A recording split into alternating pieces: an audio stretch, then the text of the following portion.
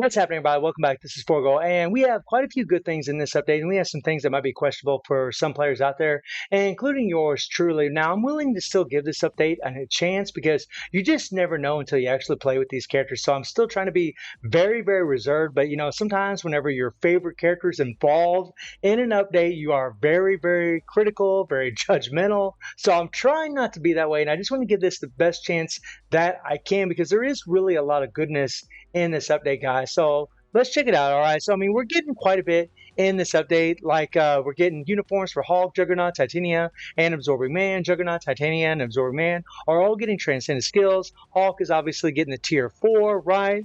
And then we scroll down here, guys, and we take a look at some of the things that they've done. Now, they've actually done more for Hulk than what I actually initially thought. When I first looked at this kit, I was like, oh, it's just a lot of the same old, same old. And there is some differences. For example, they did give him an extra 5% chain hit damage. That is nice that they gave an extra chain hit damage there, low percentage of extra chain hit damage. But also what they did for his tier 3 is, thank you so much for the subscription. Also for his tier 3, what they did was they actually increased his physical damage of HP. It's actually more than what it was previously. This is actually really, really cool and something that I can definitely appreciate. You guys can see it's 106% of HP. And then when we take a look at good old Hulk here, if I can find old big boy, right? If I can find old big boy, you can see that his tier 3 here is actually 53% of HP. So they bumped up his tier 3 damage. Is still both, increase all attack by 60%. That remains the same, but they did buff this up a little bit, which is nice. The increase all allies base defense is kind of whatever. And then, his HP with 99%, the 4% recovery. And we still get a big heal, but they also changed this. This was 45%. They changed it to 60%. So now he has an even bigger heal, making him a little bit tankier. And then, of course, his tier 2 passive, increased super armor, increased skill damage by 50%. This is something else they buffed up. I believe it was, it's like, I think it's 50% here, but I believe with his tier 2 passive, it was actually less. Yeah, it's actually 35% before. So they jumped it up by 15%, which is nice. Still has a decreased basic damage C, which is still good, right? And then, nothing really major. They kind of moved around a few things in here as far as this kit is concerned, but they got something really interesting on the third skill. So on his third skill, they gave him a 50% increase of max HP, and Hulk's damage is based off the amount of HP he has. This actually was, if you guys take a look at his kit, this actually was, his third skill actually was, 30% increase of max HP. So they jumped it up from 30% to 50%. So that's a pretty substantial buff. But not only did they do that, they also gave him an increased basic damage received by 1% per 1% HP increase. So he's going to get 50% increase of max HP right here, right? And this cannot exceed 50%. So he can get 50% increase to his damage by doing this skill. So, he might be stronger than what people are actually thinking, including myself. It's not damage accumulation, but it still is a big, big damage buff for this character. It's just done in a different way because his damage is actually based off of HP. So it'll be interesting. This also was an ignore iframe. Is it now? I don't know. In the new uniform, I have no idea because on the 4th skill, it shows that he does have an ignore iframe, right? And he does have a 33% chance to penetrate, although the penetration, 33% chance isn't really all that great unless he does lots of hits. But they changed his damage proc on his 4th skill from 70% to 100%. So there are some damage buffs in his kit, especially that 3rd skill with a 50% increase of max HP, and then the basic damage increase from having the extra HP is really nice. So we'll see how it plays out, guys. It probably isn't going to be very proc friendly, more than likely. The other thing about this is, guys, if he ends up being a PvP character, that I just can't stand that. I don't like it because he's already a PvP meta at one time. Don't really care for him to be one again. I know a lot of you are hoping for that, and that's great. More power to you. I'm really happy for you. But me as a, fan favorite, as a fan of this character, I just want to play him in PvE and high levels of World Boss Legend. That's really where I want to use the character more than anything, because if it's PvP, then it's just going to be turn on auto and let it go, which is something I really don't want to do with this character. And you have to remember that there are characters that have Reflect. You got characters that have a type advantage over Hulk.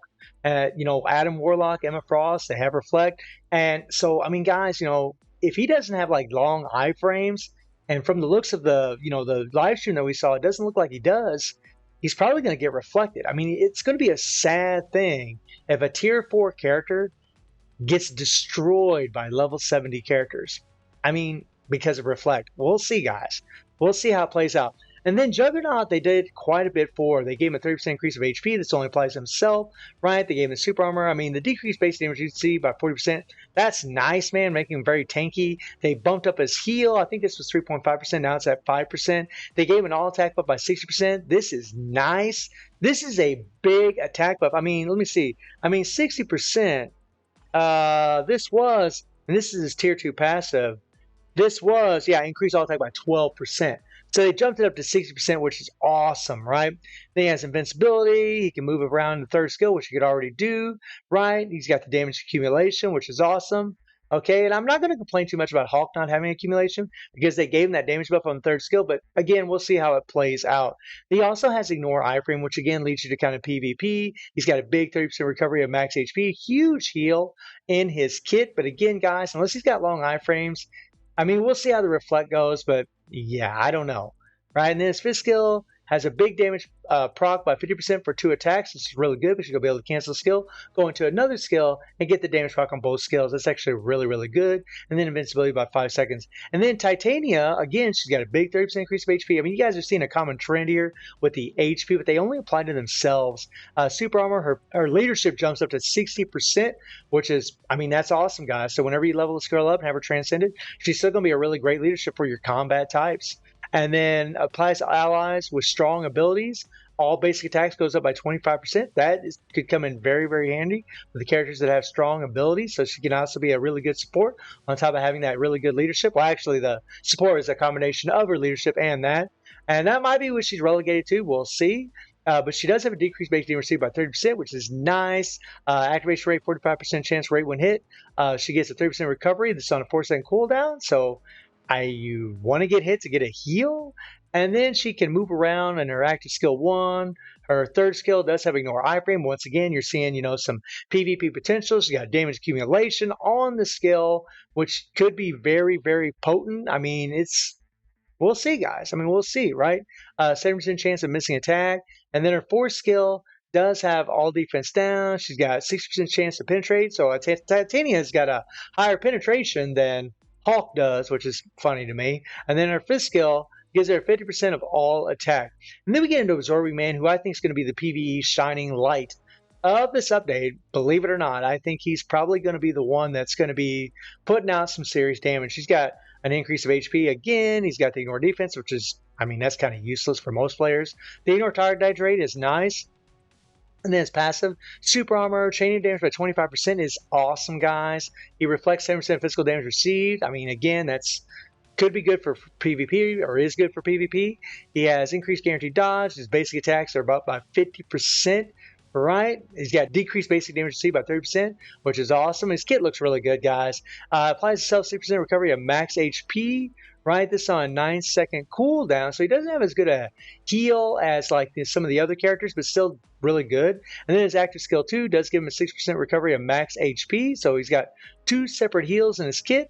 He's got another heal on his third skill, so I mean, actually, his survivability is looking pretty OP because he's got damn heal on every one of these skills. I just noticed that. Oh my god, that's pretty. I mean, it's only 6%, but it's on every single skill, so wow. And he has that HP buff on him. And he's got an insane accumulation. 1.5% is good. That is a very, very strong accumulation, which leads me to believe he might be the OP PvE character of the update. I mean, Hawk's going to have level 80, but I mean, we'll see how it plays out, guys. We know how strong level 80s make characters, but I just hope he's really strong with that uniform before you ever have to level 80 him. And then you scroll down a little bit more, and then you take a look at the Transcendent skills. Guys, I'm not going to get into all this. It's pretty much run-of-the-mill, same old typical stuff that we've come to expect from Transcendent skills. I mean, maybe there's something special in there, but I might have missed it, but I'm just going to pass it up. And then we get into Hulk's Tier 4 Ultimate Skill. And yeah! So increases the final damage dealt by 200%, which is a big damage buff, to the target with a higher max HP than the character.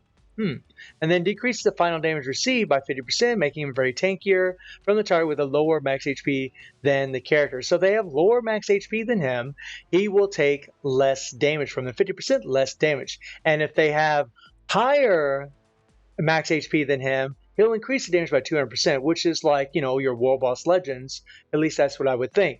So it might be pretty decent, guys. I mean, we've seen with Iron Man with the increased damage by 200% from his uniform effect, it really does make a big difference when that it does enact. And if he does have this artifact, that could really mean, or not his artifact, but with this ultimate skill, that could buff up his damage quite a bit. So, I mean, we'll see. And then we got, World Boss Legend Gorr, which I'm super, super excited about this. Man, they're going to have the CTB of Judgment here, which I've never gotten a CTB from World Boss Legend yet, but I'm really, really stoked about this one here. Very, very cool. So it says here, World Boss Legend Gorr can be progressed from difficulty 1 after completing the challenges. Clear story A3, so you got to clear story mode A3 in order to play Gorr. And then you also have to clear World Boss Legend Null 5 times, Mephisto 5 times, and Ultron 5 times. So the minimum, the soonest that anybody's going to be able to play Gorr is going to be 4 days, right? That's pretty much it. So make sure you don't play your World Boss Legends until after the update. So, I mean, that way you can at least play Gorr 1 day sooner. And yeah, then we got all these things in here, guys. We're not going to get all this.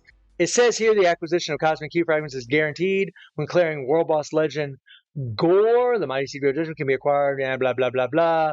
Nothing much. I mean, I'm not really going to get into that, guys. And then we have some improvements.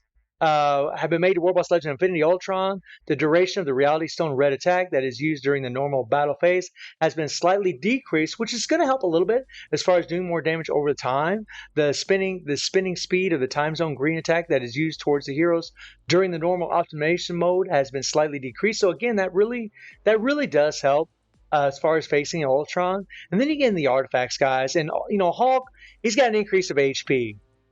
I mean, that's good.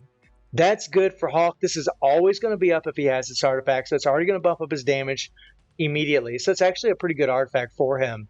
And then you got Titania, ignores non-boss enemy damage decreased by 30%. I mean, hers is kind of, it's okay. And then Juggernaut here, activation rate when HP is below 40%, recovers HP by 70%. So this is going to make him just more of a tank. This is kind of similar to what they did for Gilgamesh back in the day. And then we have Absorbing Man, where he restores HP equal to 5% of reflect damage dealt to the target, which would make him better for PvP. And then restores bonus HP equal to total instinct. Can restore up to 5% HP. So this doesn't really increase his damage whatsoever.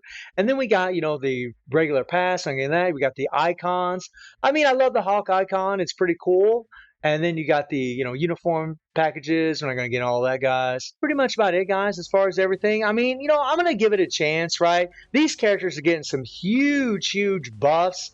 I mean, seriously, guys, like Titania and Absorb Man are absolutely terrible. Juggernaut is very bad right now. So they're going to be way better than what they were before, even though Juggernaut is a paywall, which is kind of the thing that sucks about it, especially when it comes to leveling up like his uniform.